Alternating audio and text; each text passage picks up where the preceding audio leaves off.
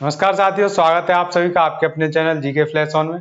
CTET के जो हमारी सीरीज चल रही है उसकी आज हम ये गणित की सेकंड क्लास करने जा रहे हैं। इससे पहले हमने जो सवाल किए थे वो काफी डिटेल में मैंने आपको समझाया था और काफी इजी वे से। तो आज की क्लास स्टार्ट करते हैं, वैसे ही हम करेंगे सवाल। तो सबसे पहला हमारा सवाल है, ये क्वेश्चन नंबर 13 है। इसकी पीडीएफ आपको टेलीग्राम पर मिली गई होगी। तो ये है क्वेश्चन, नई दिल्ली से चेन्नई राजधानी एक्सप्रेस गाड़ी की रेलवे सारणी हमको दे रखी है। इसके बाद निम्नलिखित में से कौन सा कथन सही है ये हमको बताना है। ये 4 कथन दिए गए हैं और ये टाइम दिया गया है। तो इसको करने से पहले मैं आपको पहले एक बात बता दूं कि सबको पता है कि घड़ी में 24 घंटे होते हैं, यानी कि एक दिन में 24 घंटे होते हैं हमारे। अब आप ये देखिए कि उन 24 घंटों में एक चीज काफी बच्चों को कंफ्यूज करती है कि जो रेलवे की समय सारणी होती है वो ये ऐसे होती है 23, 15 और फिर 14, 20। तो ये कैसे पता पड़े एग्जैक्टली कि ये बज कितने रहे। तो जितने भी अगर यहाँ पर एक्स्ट्रा लिख रहे हैं उसको आप उसमें से 12 घटा दीजिए, या ये देख लीजिए 12 से ये कितने एक्स्ट्रा है, उतना ही टाइम होता है। तो 12 से 15 कितने एक्स्ट्रा है, यानी कि 3 एक्स्ट्रा है। तो ये टाइम हो रहा है 3:55 का। और ये 15, 16, 14, 20 ये कब होते हैं, जब ये पीएम हो रहा हो, यानी कि दोपहर के 12 के बाद का टाइम। तो बस ये बात जानने की थी। अब हम करेंगे सवाल। तो सबसे पहला ऑप्शन दिया गया है, नई दिल्ली से नागपुर की यात्रा का समय 11 घंटे 30 मिनट का है। तो ये हमको चेक करना है कि 11 घंटे 30 मिनट का है या नहीं है। तो नई दिल्ली से नागपुर की यात्रा का समय हम देखेंगे। नई दिल्ली से रेल चल रही है 15:55 पे और नागपुर कितने बजे पहुंच रही है, 5:25 पर। तो 15:55 से अगली बार 15:55 तो हो नहीं पाए, यानी कि 12 घंटे की बीच में ये सब कुछ हो गया। देखिए 15 से 15:55 का मतलब क्या है, दोपहर के 3:55। अब दोपहर के 3:55 से 12 घंटे हो जाएंगे सुबह के 3:55 तक। अब 12 और 2 14 घंटे हो जाएंगे अगर सुबह के 5:55 होते तो, जबकि ये कितने हैं, 5:25 है, तो 30 मिनट कम है। और ये हो रही है 11 घंटे 30 मिनट, जबकि हमारा निकल रहा है 13 घंटे 30 मिनट का। तो ये वाला ऑप्शन क्या है हमारा, गलत। नेक्स्ट क्वेश्चन देखें, ऑप्शन देखेंगे, भोपाल से चेन्नई की यात्रा का समय 21 घंटे 40 मिनट का है। तो भोपाल से चेन्नई की यात्रा का समय देखना हमको। भोपाल से कितने बजे चल रही है, ये प्रस्थान यानी डिपार्चर है और पहुंचने का टाइम ये है। तो चेन्नई पहुंच रही है 20:45 पर, जबकि चली कितने बजे थी भोपाल से, 0:05 पर, यानी कि सुबह के 12:05 पर ये रेल चली थी और हो गए 12 घंटे। और फिर दोपहर के 12 से लेकर रात के 20 हो रहे हैं ना ये। तो 20 का मतलब क्या है, 12 से कितने एक्स्ट्रा है, 20, 8 ज्यादा है, यानी कि ये रात के 8 हो रहे हैं। तो 12 और 8 कितने हो गए, 20 घंटे हो गए। तो 20 घंटे तो पूरे ये हो गए, यानी कि रात के 8 बजे के 5 मिनट तक 20 घंटे हो गए। और 40 मिनट और, तो 20 घंटे 40 मिनट हो रहा है, जबकि ये कितने बोल रहे हैं, 21 घंटे 40 मिनट। तो ये भी हमारा ऑप्शन कथन गलत है। अगला देखेंगे, भोपाल से विजयवाड़ा की यात्रा का समय 13 घंटे 10 मिनट का है। तो भोपाल से कितने बजे चल रही है, रात के 12:05 पर, जबकि विजयवाड़ा कितने बजे पहुंच रही है, 14:15, यानी कि दोपहर के 2:15 पे। तो जब रात के 12 से सुबह के 12 तक, सुबह के 12 से चल रही है, जो रात के 12 होते हैं उसी को हम सुबह के 12 बोलते हैं। तो जो ये 12 दिख रहा है आपको, ये एएम भी होता है और यहीं पर ये पीएम भी होता है। ठीक है, ये दोनों अलग अलग टाइम होते हैं। एएम होता है जो रात के 12 होते हैं और पीएम होता है जो दोपहर के 12 होते हैं। तो अब आप देखिए, ये भोपाल से विजयवाड़ा तो 12:05 पे चली थी और विजयवाड़ा पहुंची है दोपहर के 2:15 पे। तो पूरे 12 घंटे तो 12 से 12 तक के हो गए, और फिर 2 घंटे और जोड़ेंगे तो 14 घंटे हो जाएंगे। अब ये देखिए 2 घंटे एक्स्ट्रा जोड़ेंगे तो 14 घंटे 10 मिनट आ रहा है इसका आंसर, जबकि यहाँ क्या दे रखा है, 13 घंटे 10 मिनट। ये भी गलत हो गया। अब जाहिर सी बात है लास्ट ऑप्शन ये बचा तो यही सही होगा, फिर भी हम इसको रीचेक करेंगे। 15 घंटे 10 मिनट का कहां से कहां तक, नागपुर से चेन्नई तक का समय। तो नागपुर से कितने बजे चल रही है, 5:35 पर, सुबह के 5:35 हो रहे हैं। और चेन्नई कितने बजे पहुंच रही है, 20:45 पर। अब आप देखिए 5:35 यहां पर हो रहे हैं सुबह के, ठीक है। अब ये सुबह के 5 पे चलिए तो यानी कि 12 घंटे तो पूरे शाम के 5 तक हो जाएंगे। अब शाम के 5 तक हो गए 12 घंटे और यहाँ पर पहुंच रही है 20:45 पर, यानी कि 8:45 पे। तो 12 और 3 15 घंटे हो गए, 15 घंटे और 40 मिनट।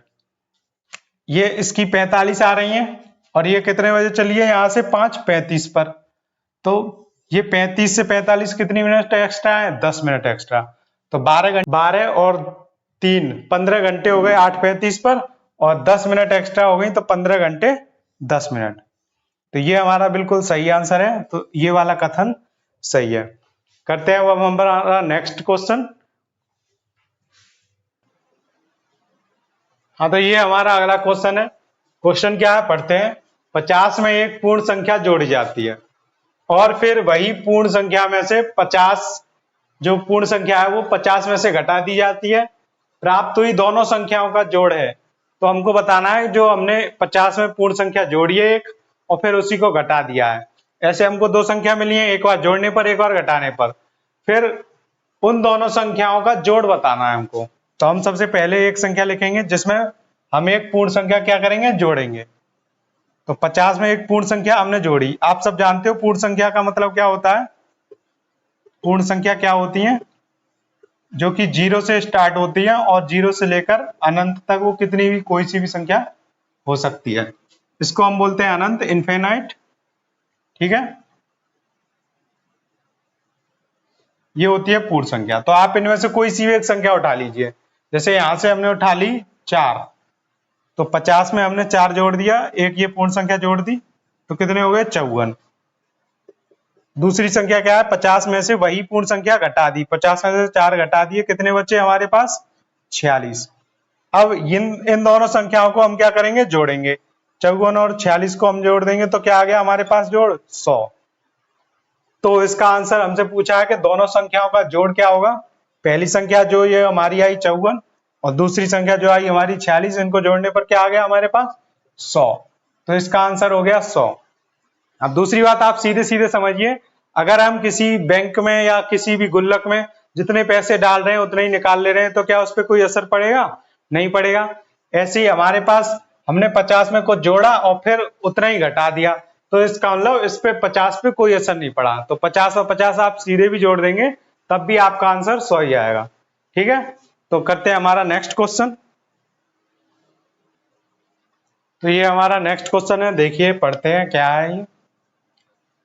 क्वेश्चन में दिया है एक दुकानदार ने 5.3 किलोग्राम बादाम, 2100 ग्राम किशमिश और 2.2 किलोग्राम काजू को मिला दिया तथा इस मिश्रण के बराबर बराबर 2 दर्जन पैकेट बना दिए।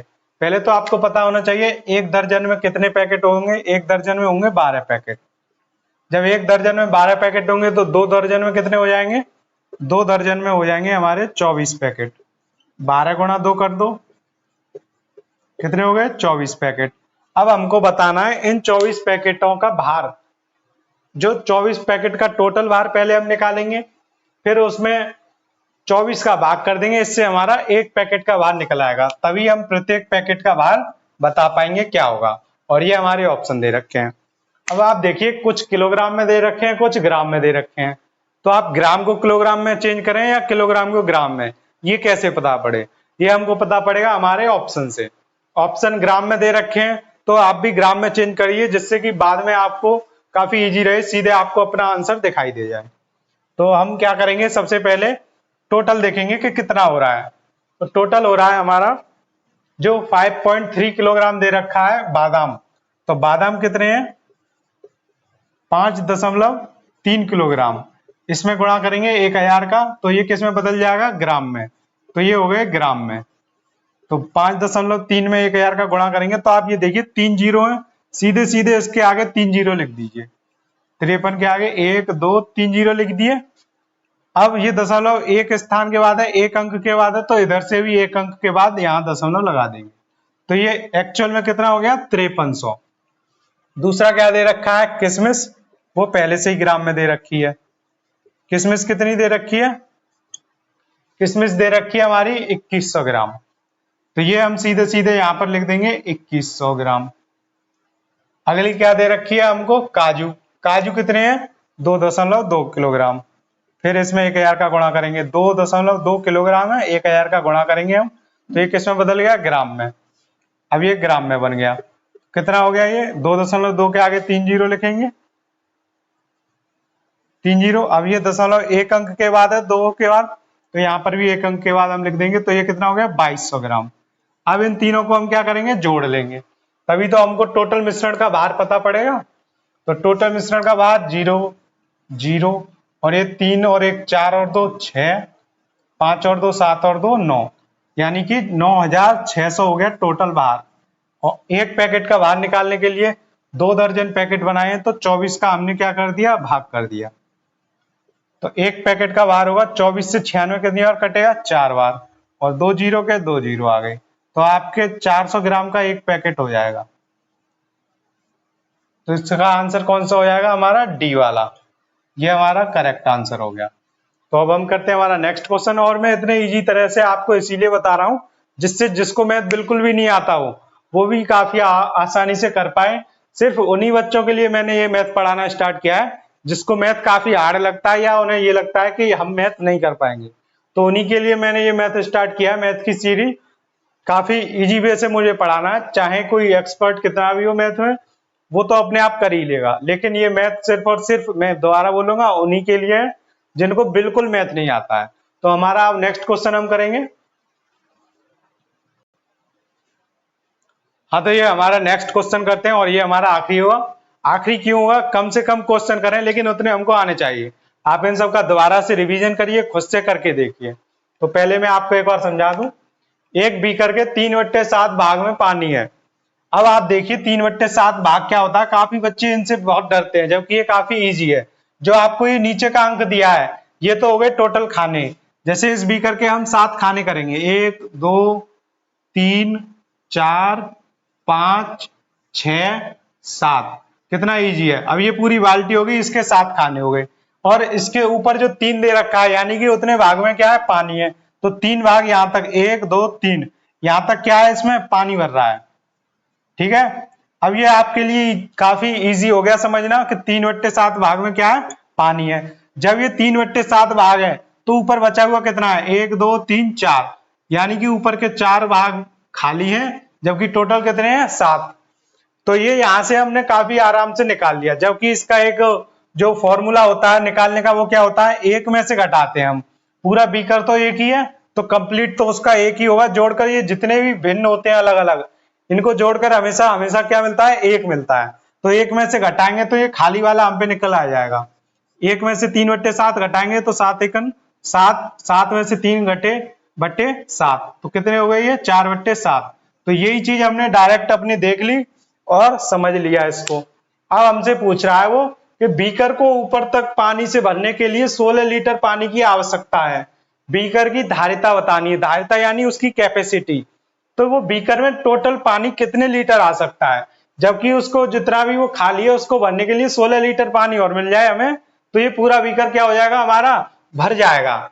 तो यानी कि 16 लीटर बराबर किसके है, 4/7 के। खाली वाली जगह यही तो है, इतनी जगह में 16 लीटर पानी आएगा। तो जब यहां पर इतने में 16 लीटर पानी आएगा तो ये 4/7 के बराबर कर देंगे इसको। 4/7 बराबर 16 लीटर, यानी कि एक बराबर कितने के हो जाएगा, ये 7 जाएगा यहाँ पर, मैंने आपको पहली वीडियो में बताया था, और 4 जाएगा यहाँ पर कैंची के गुणा में, और जिसके नीचे कुछ नहीं होता उसके नीचे 1 मान लेते हैं हम। तो 4 का गुणा 1 में करेंगे तो 4 हो जाएगा नीचे, ऊपर 7 का गुणा 16 में करेंगे तो कितना होगा, 16 सत्ते 112। अभी 4 का नीचे 1 में करेंगे तो क्या हो जाएगा, 4 हो जाएगा। तो ये हो गया 4 एकन 4 और 16 सत्ते 112। ठीक है, अब आप इसका क्या करेंगे, सीधे सीधे भाग कर देंगे, 4 दूनी 8। अब ये 2 बचा, 2 ये हमारा पहले से ही था, लेकिन 11 में से 8 गई तो कितने बचे, 3 बचे। तो उन 3 को इन 2 के आगे लिखेंगे तो ये संख्या क्या पढ़ने में आ रही है, 32। अब 32 में 4 से भाग देंगे तो क्या हो जाएगा, ये 28। ठीक है, क्यों हो गया, क्योंकि 4 अट्ठे 32 हो गया ना, तो ये 8 लिख दिया। तो ये हमारा आंसर क्या आ गया यहाँ पर, 28 लीटर। तो ऐसे हम डायरेक्ट भाग दे सकते हैं, जिनको भाग आते हैं उनको लग रहा होगा ये सर क्या बता रहे हैं, इतना इजी चीज लेकिन जिसको नहीं आता है आप उनसे पूछिए। तो ये देखिए हमने 4 का भाग दिया पहले 11 में, क्योंकि एक में तो 11 नहीं था, फिर हमने पूरे 11 में दिया, तो 4 दूनी 8, 2 बार गया, 3 बचे। 3 को जो अगली संख्या है उसके पहले लिखेंगे हम, तो अगली संख्या 2 थी, 2 के पहले 3 लिख दिया तो क्या हो गए 32 हो गए। 4 का भाग 32 में दिया तो कितनी बार जाएगा, 4 अट्ठे 32, तो हमारी जो आंसर आ गया वो क्या आ गया 28। अब ये 1 के बराबर 28 है, और मैंने क्या बोला था कि कोई भी जब फ्रैक्शन में दिया होता है ऐसे भिन्न के रूप में, तो कोई भी चीज पूरी कब होती है, जब वो 1 हो जाती है। तो 1 बराबर किसके 28 के, यानी कि जो बर्तन की बाल्टी की जो धारिता है, कैपेसिटी, वो कितनी हो गई 28 लीटर, इसलिए हमारा आंसर हो गया बी वाला। तो ऐसे ही हम नेक्स्ट वीडियो में काफी क्वेश्चन करते जाएंगे और मैथ आपका काफी अच्छा होता जाएगा। बस शर्त एक बस इतनी है कि मेरे समझाने के बाद एक बार आपको खुद से यही सवाल करने हैं। पीडीएफ आपको टेलीग्राम में मिल जाएगी, और जो पीडीएफ पहले से ही पड़ी हुई है आप आगे के भी क्वेश्चन कर सकते हैं, और पेडागोजी के क्वेश्चन आप खुद से पढ़ें, वो ज्यादा अच्छा होगा। तो मिलते हैं आपसे जल्दी नेक्स्ट वीडियो में। Thank you so much.